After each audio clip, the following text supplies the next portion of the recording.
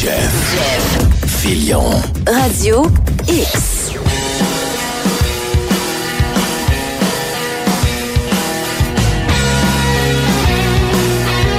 J'avais donné ce week-end le mandat à mon ami Jerry et à mon ami Mr. White de lire le livre de Marie-France Bazot, Nous méritons mieux.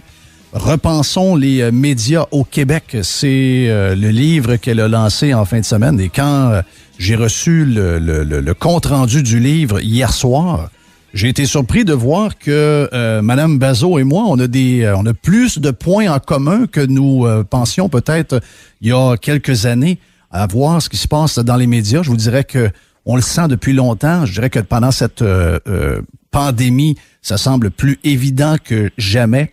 Mme Bazot a quand même fait le tour. On la voit depuis longtemps à Télé-Québec. On l'a vu à Radio-Canada, surtout à la radio de Radio-Canada, où elle a été une des premières Morning Woman contre Paul Arcand pendant plusieurs années à la radio de Radio-Canada. Donc, le livre...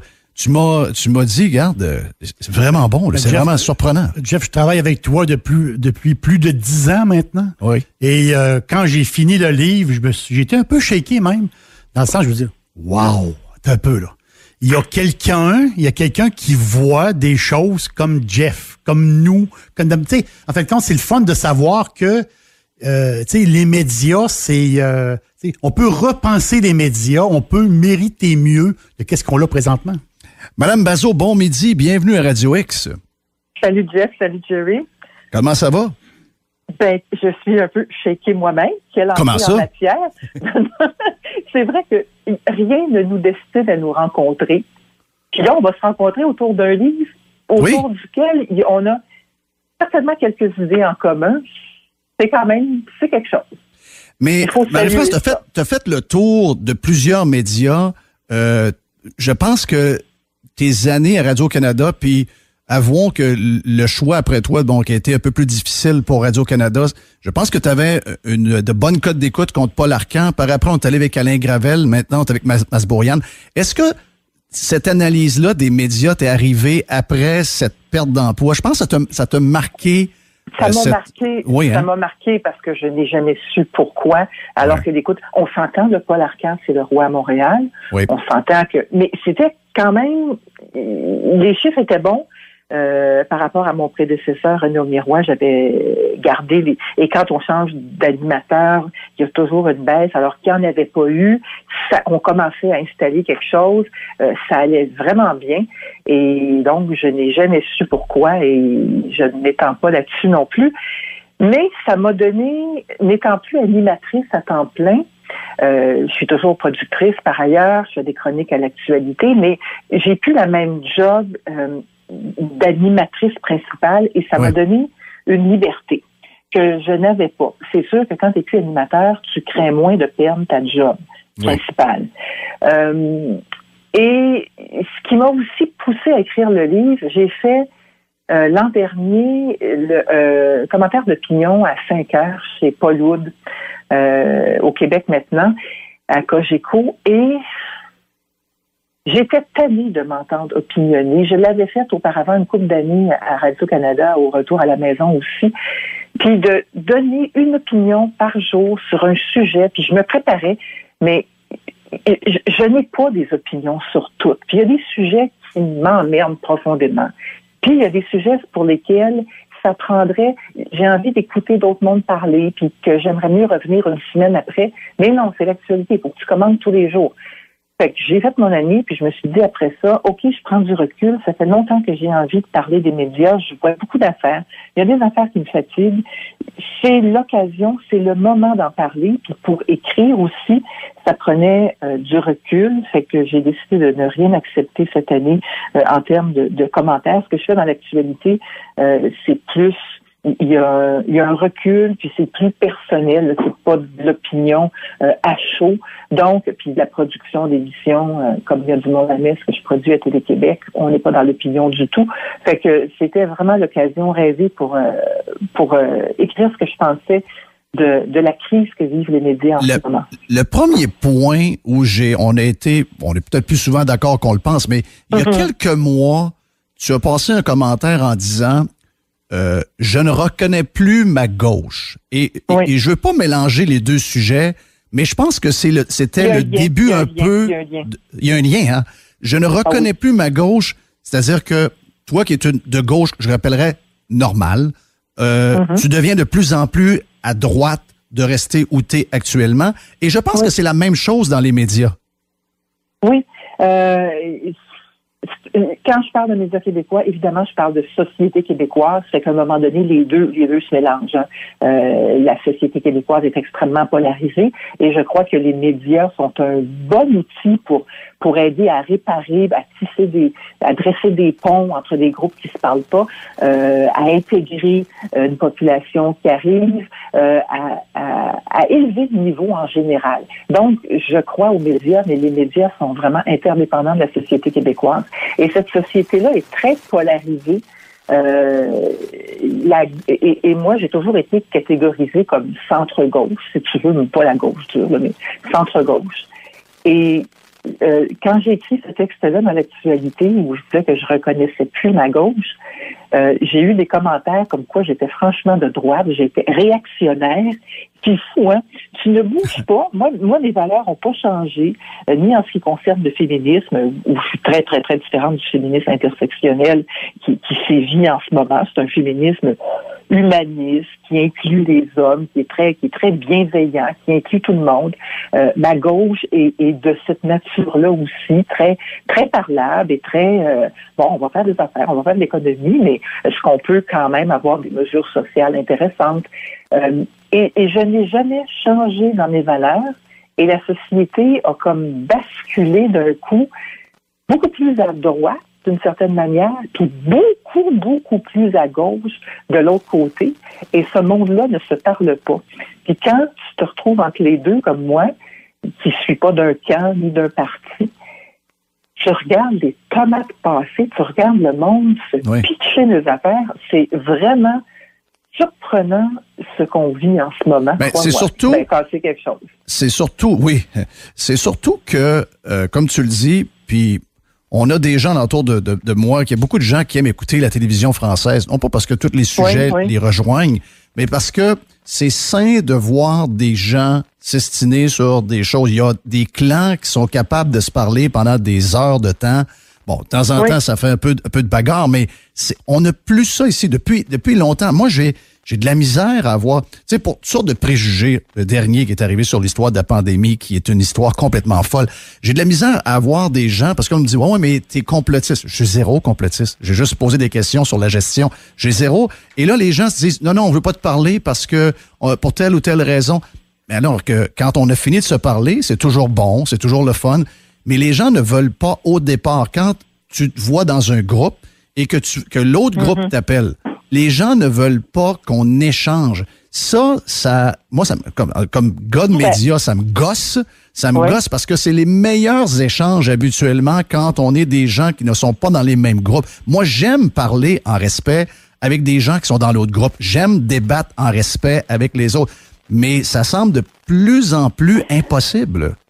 Tu as tout à fait raison. Il y a plusieurs raisons à ça. D'une part, il y a une raison culturelle quand tu parles de télévision française que toi et ta gang aimez écouter. Moi et ma gang, on aimerait ça aussi, écouter ça. On se rejoint parce qu'ils ont une culture du débat, puis pas juste du débat, de la discussion. Tu sais, ils peuvent ne pas être d'accord, ça peut discuter ferme, puis ils seront pas plus mauvais amis pour autant, mais l'opinion des gens qui écoutent, qui sont parfois campés, va de la discussion naît la nuance, puis naît, je penserais pas nécessairement comme toi, je changerais pas mon point de vue complètement, mais je vais mieux comprendre ce que tu penses, ce que tu dis, pourquoi tu le dis, puis il y a peut-être quelque chose qui va éclairer mon opinion différemment. L'autre raison, c'est qu'on est extrêmement polarisé et que les médias sont très, très, très polarisés.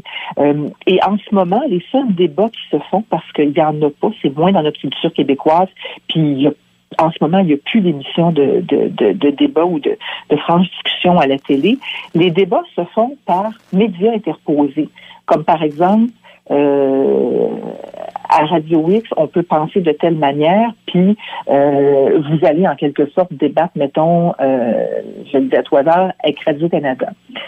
On voit le Journal de Montréal débattre à distance avec les chroniqueurs de la presse. Sur un même sujet, un matin, ils vont penser chacun complètement différent et on peut d'avance presque écrire les articles tellement c'est évident ce qu'ils vont dire de part et d'autre. Le débat ne se fait pas en se rencontrant, il se fait carrément en silo. Et si tu veux avoir un point de vue éclairé sur ta société, tu as intérêt à t'abonner à tous les journaux, puis à écouter un peu partout, puis à te faire ton menu toi-même. Moi, ce que je déplore, c'est qu'à l'intérieur d'une même station, d'une même chaîne, d'un même journal, d'un même réseau de télévision, tu n'aies pas comme une multiplicité d'opinions, qu'il n'y ait pas d'émissions comme ça où les gens puissent se rencontrer, se parler des fois dans le casque, d'autres fois fort aimablement, mais où on rencontre une diversité d'opinions, où on rencontre une diversité d'âge aussi, parce que du choc des générations sort toujours quelque chose d'intéressant. Une diversité de... Toi qui écoutes la télé française, ça a dû te frapper pendant la crise des Gilets jaunes, il y a un an et demi. Oui. Dans toutes ces grandes émissions de discussion où ça jase beaucoup, qu'on aime écouter, à un moment donné, ils parlaient des Gilets jaunes, puis on n'en voyait pas. Puis à un moment donné, ils ont commencé à en inviter des Gilets jaunes. Puis d'un coup, ça a donné une télévision stupéfiante où tu voyais du monde qui parlait pas le langage des médias, c'est tout formaté, qui parlait moins bien, du monde qui était pas botoxé, qui était pas super bien coiffé, qui avait pas les beaux habits à la mode. Du vrai monde! Puis, du vrai monde. Puis ça donnait quelque chose de complètement différent. Puis les journalistes professionnels étaient obligés de rendre compte que, ouais, c'est correct, tu en parles, mais tu ne sais pas de quoi tu parles. Et ces gilets jaunes-là, je suis loin d'être d'accord avec toutes leurs revendications, qui étaient très confuses par ailleurs, mais il y avait quelque chose qu'il faut absolument retenir, qui a existé aussi dès 2016 dans le vote pour Donald Trump, qui existe aussi au Québec dans différents mouvements qu'on a vus ces dernières semaines, une chose capitale qu'on ne peut pas nier d'aucune manière, c'est que c'est, entre guillemets, du vrai monde qui se méfie des médias ou qui défie les médias parce que les médias, ces élites-là, ne les représentent plus, ne les écoutent plus, ne veulent rien savoir et on se parle entre nous. Et ce mouvement-là, c'est pas anecdotique. Là. Dans tous les pays, c'est du 10, 15, 20% de la population. Hey, ça commence à faire du monde, ça. Une personne sur 5, c'est ton voisin, c'est ton beau-frère, c'est ta famille, c'est tes collègues. Ça commence à faire du monde. Et si on n'écoute pas 20% de la population, on se magasine une sérieuse crise. Mais là, pour l'instant, c'est ça, justement, Marie-France, c'est on a des médias qui semblent complètement déconnectés du monde ordinaire. On le voit avec toute l'histoire de Trump, puis encore là, même s'il y a une défaite, c'est quand même 71 millions de personnes, alors que toute cette machine médiatique depuis 4 ans est unanime à le sortir de la Maison-Blanche. Malgré tout ce travail-là, ils n'ont pas réussi à rentrer leurs idées dans la tête de 71 millions de personnes qui viennent de voter pour Trump. Moi, ce bout-là m'a saisi, là. Pardon? Les États-Unis, la moitié de la population, tout à fait. Oui. Et le Trumpisme n'est pas mort, je crois. Moi, je crois qu'il va rester. Il se pourrait même qu'il se lance, s'il admet sa défaite, qu'il se lance dans une chaîne de télévision. De télévision. C'est très probablement ce qui risque d'arriver. Mais ces idées-là ne sont pas mortes et vont trouver à être représentées. Puis, quand on décortique qui a voté pour Trump, c'est pas tout... excuse-moi l'expression, mais du monde pas dedans, puis illettré, puis qui habite dans le fin fond des swamps du Mississippi. C'est loin d'être ça, là. Il y a vraiment toutes sortes de monde. Il y a des minorités, il y a des blacks, il y a des latinos, il y a des gens d'origine asiatique, il y a des femmes blanches de banlieue. Il y a toutes sortes de monde. Fait qu'on ne peut pas ne pas entendre ce que dit la moitié d'une population, c'est pas vrai, on se magasine vraiment du trouble. Donc, il faut trouver un moyen que ça cesse d'être aussi polarisé, mais les États-Unis sont d'avance déjà d'emblée, même quand ça va super bien, c'est une société extrêmement polarisée et extrêmement contradictoire. On n'est plus homogène ici, on n'est plus consensuel, même si en ce moment, malgré notre côté consensuel, on est idéologiquement très polarisé. Mais il faut trouver un moyen de se rencontrer, de se parler, tous les différents groupes. Oui, mais c'est impossible de se parler parce que tu le dis, tu le racontes dans ton livre, tu le racontes. Tu parles du plateau Mont-Royal, donc des 8 km² où tous les médias sont présents. Patrie, attention. Oui, on dépasse. Oui, il faut rajouter la petite patrie. Oui. Effectivement, on va jusque-là. Mais c'est très condensé là. Et ces gens-là, ben, tant qu'ils sont là et tant qu'ils vont garder leur chasse gardée, on pourra pas se parler. Tant que les médias ne seront pas plus ouverts, plus près du monde, on réussira pas à faire ça, là. Mais il va falloir, c'est pas juste les médias, c'est la société québécoise qui est très, très, très polarisée en ce moment. Gauche, droite, la gauche progressiste, woke, très, très, très crinquée contre les identitaires de l'autre côté, Montréal contre les régions contre Montréal, les classes sociales aussi, très, très, c'est très polarisé. Il va vraiment falloir que tout ce monde-là se parle. Et en ce moment, c'est vraiment crinqué, c'est tendu comme ça l'a rarement été dans la société québécoise. Ça ne pourra pas durer parce que, comme je te disais, contrairement aux États-Unis ou à la France, on est beaucoup moins nombreux, on est tissé pas mal plus serré, puis à un moment donné... Oui, mais je sens une fracture. C'est affalé. Oui, la fracture est là, mais il y a moyen... Ça ne pourra pas continuer à se déchirer comme ça parce qu'on ne pourra plus vivre ensemble. Ça va être invivable. Mais disons qu'on a été épargné. Pour ça. Mais on a été épargné par le vote séparatiste et le fédéralisme. Et là, depuis quelque temps, on est plus dans les idées reliées à plus d'État, plus d'impôts. Allons de gauche-droite là, pour simplifier ça. Et ces deux groupes-là, parce que la gauche est devenue très, très, très, très à gauche, puis que les gens de droite ou de centre-droite économique restent à leur place, là, la séparation entre les deux est tellement grande mon feeling, souvent, c'est ce que je dis ici, c'est que, my God, on est quasiment dû pour séparer la place en deux, non pas par le oui et le non qu'on était habitué de voir il y a 30 ans, 40 ans, mais c'est plus en fonction des idées, parce que j'ai comme l'impression qu'on ne réussira jamais à trouver un terrain d'entente, des valeurs communes, des idées où on est capable de respecter.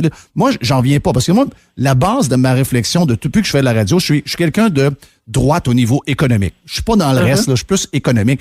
Et juste ça m'a valu des combats terribles. Et moi, j'ai pas de problème à rencontrer Monsieur Lauzon, puis à échanger avec lui, puis lui non plus d'ailleurs.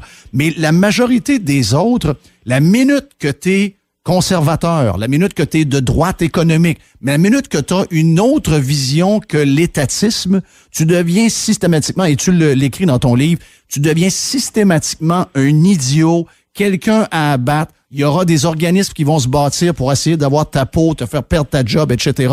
Mais c'est invivable, ça. Moi, je demande pas ce que Guillaume Lepage soit dehors de Radio-Canada parce qu'on n'a pas les mêmes idées, mais j'aimerais avoir un Guillaume Lepage de l'autre bord. Et juste de demander ça, ça fait de moi quasiment un mauvais humain. Mais il va falloir... moi, contrairement à toi, je suis plutôt optimiste. On part des mêmes constats. Je suis plutôt optimiste. Je pense que pour quelques années, ça va être encore extrêmement braqué, mais comme je te dis, c'est invivable et les Québécois sont essentiellement des gens de consensus, pas de chicane. Il va falloir qu'on trouve des ponts et les médias sont un outil formidable pour ça. Oublions Guillaume Lepage, il va venir d'autres mondes qui vont inclure et qui n'auront pas le choix d'inclure toutes sortes de diversités. Et quand je dis diversité, en général, le monde entend diversité ethnique. Mais diversité, c'est toutes les diversités. Les diversités d'âge, les diversités de... C'est pas juste Montréal, les médias. Il faudrait que ce soit l'ensemble du Québec, des diversités d'opinion. À l'intérieur de même émission. Imagine une émission du dimanche soir où c'est un animateur, mettons, ou une animatrice, ou qui est d'une autre culture, ou qui ne vient pas de Montréal, qui vient de Québec, mettons, puis qui reçoivent du monde qui n'ont pas les mêmes opinions sur un même sujet. Si pour parler du mot en haine, tu n'as pas 4 personnes qui pensent exactement la même affaire, ça va peut-être donner un éclairage différent. Ben oui. Il faut vraiment tendre à ça. Et mon livre, j'ai fait, je pense que tu es rendu ma 22e entrevue en ce moment.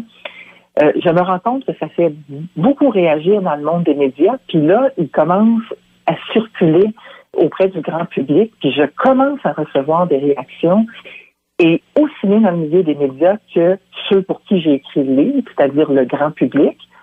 Les réactions, c'est « on est tellement tanné de tout ça, on est tellement tanné, on a envie d'autre chose ». Je pense qu'on est nombreux à penser ça, aussi bien qui travaillons dans les médias que des citoyens qui consomment, des gens ordinaires qui consomment les médias. On est tanné de cette polarisation-là, puis on a envie d'apprendre des choses différentes. On a envie d'apprendre de ceux qui ne pensent pas comme nous. On a envie de discuter, d'avoir du fun ensemble, d'être sur les mêmes émissions de divertissement. On a envie que dans nos émissions de fiction, on nous montre la Beauce, on nous montre le nord du Québec, on nous montre l'Abitibi. On a envie que ça sorte des appartements du Myland à Montréal. On a vraiment, et même Montréalais, on a envie de ça. Si on ne se connaît pas, on continue à s'enfermer dans nos tours d'ivoire chacun, et c'est extrêmement dommageable, pas juste pour les médias, pour la société au complet, mais je sens un ros-le-bol de ça. Vraiment. Oui, mais on le voit dans les... moi, OK, il y a des problèmes avec les réseaux sociaux, il y a des gens qui abusent des réseaux sociaux, c'est clair. Sauf qu'il y a quand même une tendance.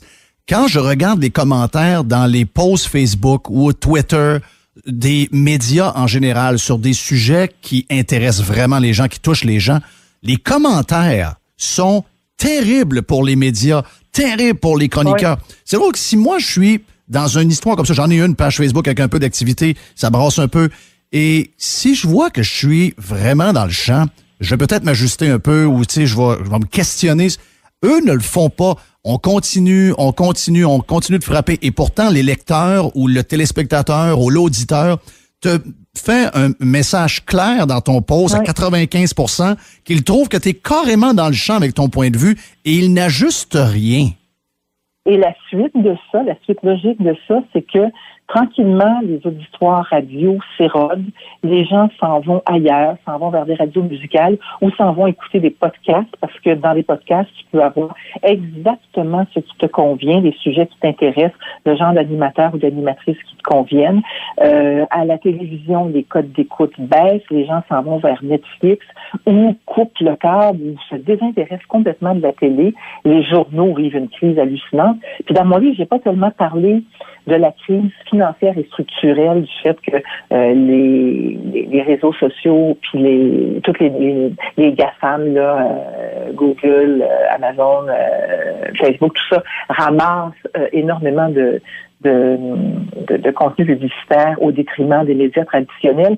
J'ai pas envie de parler de ça parce que ça, c'est réparable, là, puis il y a une loi qui s'en vient, puis on verra ce que ça va donner. Mais fondamentalement, moi, ce qui me traumatise plus, c'est ce que j'appelle le désamour. Le fait qu'une grande partie de la population ou ne croit plus les médias ou est rendue complètement lasse de cette même soupe qu'on nous sert tout le temps partout, avec les mêmes vedettes puis les mêmes points de vue un peu mous partout, ou très, très, très polarisés. C'est ça qui m'inquiète, ce désamour-là. Puis c'est à ça qu'il faut faire face. Jerry, tu as une question avant de... Oui, Marie-France, justement sur le sujet, est-ce qu'on peut débattre des sujets sérieux? Est-ce qu'on peut aller plus en profondeur? J'ai trouvé ça un peu... j'ai trouvé ça drôle. Tu dis dans ton livre que si tu étais directrice de la programmation de Radio-Canada, tu ferais un ménage, puis il y aurait beaucoup moins d'humoristes partout.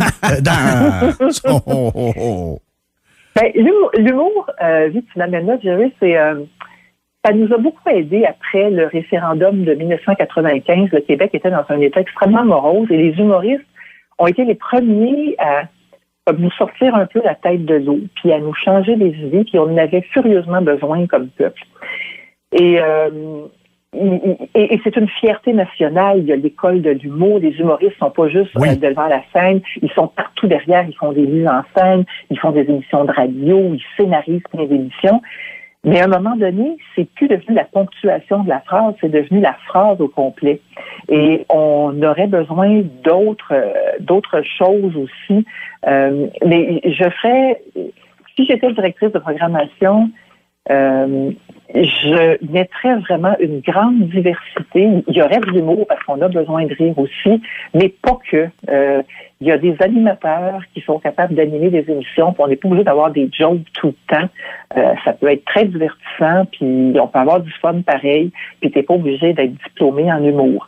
Puis pour faire des entrevues, t'es pas obligé d'être un humoriste non plus. Puis tu peux avoir du monde d'autres provenances, d'autres métiers qui sont capables d'animer des émissions. Une grande diversité. Vraiment, moi, je mélangerais dans mes émissions phares, les émissions les plus importantes de ma programmation, je mélangerais plein de monde. Tu sais, quand tu regardes des émissions d'information aux États-Unis, il y a des madames de 70 ans, il y a des messieurs de 80 ans, tu as des jeunes dans trentaine, tout ça dans la même émission.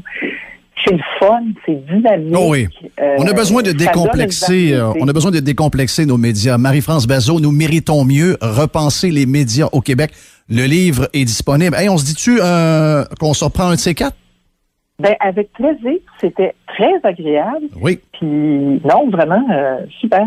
Merci beaucoup, Marie-France. C'est très gentil. Ben, merci à toi. Au revoir, bye. Marie-France Bazot était avec nous pour son livre. Puis, regarde...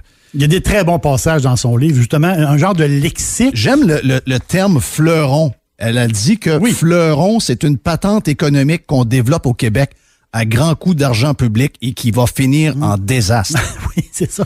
Mais elle dit que les propos controversés utilisés dans des articles de journaux par un journaliste régulier, c'est la manière polie pour un journaliste de désigner une opinion qui heurte son idéologie, qu'il n'aime pas ce qu'il a entendu. Donc, s'il dit le propos controversé de telle ça veut dire que le journaliste, ce propos-là, il n'a pas aimé ça. Ça part mal. Oui, ça part très mal. Mais il y a un genre de lexique comme ça d'une dizaine de mots utilisés à outrance par les médias. Puis elle a fait une genre de définition de ça. Mon dernier, le progressisme, ce n'est plus une orientation politique ou sociale. Le progressisme, c'est 8 km², plateau et petite patrie. Tout ce qui est à droite du progressisme est suspect, conservateur, identitaire et raciste. Le progressisme est comme un bouclier contre les autres. En fait, c'est devenu des gens bizarres. Oui. Donc, la minute que t'es pas dans ce gang-là... T'es un bizarre. T'es un bizarre. Puis pourtant, c'est pas une grosse gang, ils sont juste dans 8 km. C'est ça. Hey, j'étais quand même un peu à l'avance avec ma clique du plateau du temps.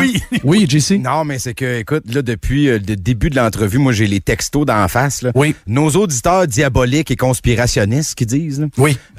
Adoreraient ça. Puis je sais que ça se réglera pas là en ondes, là, mais adorerait ça, avoir un débat avec Mme Bazot à toutes les semaines. Tout le monde me dit ça. Non, mais c'est même pas un débat parce que là, y avait pas de c'était débat. comme si j'avais écrit le livre. Mais on le prendrait, là. Tu sais, nos auditeurs sont très ouverts à ça. Pas sûr que... je sais pas si tu prends les articles qu'elle fait dans l'actualité, mais écoute, on l'a dit, la société est devenue tellement à gauche qu'elle, qui est au centre-gauche, s'est rapprochée de moi. Elle est au centre. Ben, c'est pas rapproché, mais toi, il y a 10 ans... C'est parce que l'univers est tellement... Oui, c'est ça. Mais là, aujourd'hui, quand elle écrit des choses, tu sais, entre autres, ce que je lui ai parlé, que j'avais lu sur qu'elle ne reconnaissait plus sa gauche parce que c'était tout de l'extrémisme à grandeur, puis qu'elle avait l'impression qu'elle était rendue de centre-droite. Ben écoute, j'ai dit, my God, j'aurais pu écrire ce texte-là. Et je la lis régulièrement dans l'actualité, puis on a de plus en plus plus notre société avance, et plus les gens de centre-gauche ressemblent aux gens de droite. Parce que c'est tellement tassé à gauche maintenant de l'autre bord. Le cadre est tassé à gauche. Oui, le cadre est tassé, celui de droite n'a pas bougé. Ouais. Donc, on se ramasse tous dans le même... Tu sais, je vais vous faire lire des choses de centre-gauche qu'on trouvait terribles il y a 20 ans, puis aujourd'hui, vous les trouvez bonnes. Ouais. C'est ça qui est weird. C'est pas si pire. Oui, c'est parce que ça ressemble un peu à nous. Tandis que qu'est-ce qu'on prône maintenant de l'autre bout, ça nous ressemble pas 0, 0, 0, 0. Donc, tu sais, on a au moins un confort de se dire, ben écoute, c'est peut-être pas 100% ma tasse de thé, mais je suis capable de la boire. Tandis que l'autre gang, on dirait que c'est de la pisse dans la tasse. C'est pas capable de prendre ça. C'est quelque chose qui est tellement loin de tes valeurs, tellement loin de nos convictions qu'on n'est pas capable de s'approcher proche de ça, 0, 0, 0.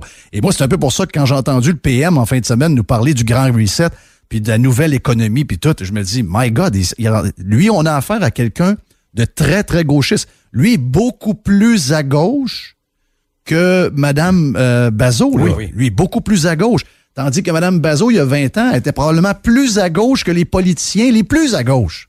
Je sais pas si tu me suis. Ah ouais. Très bien. Donc, c'est un changement, notre changement, et les médias suivent cette courbe-là en passant, et c'est pour ça qu'ils sont méconnaissables et que là, ils se font brasser pas à peu près des médias sociaux. C'est terrible.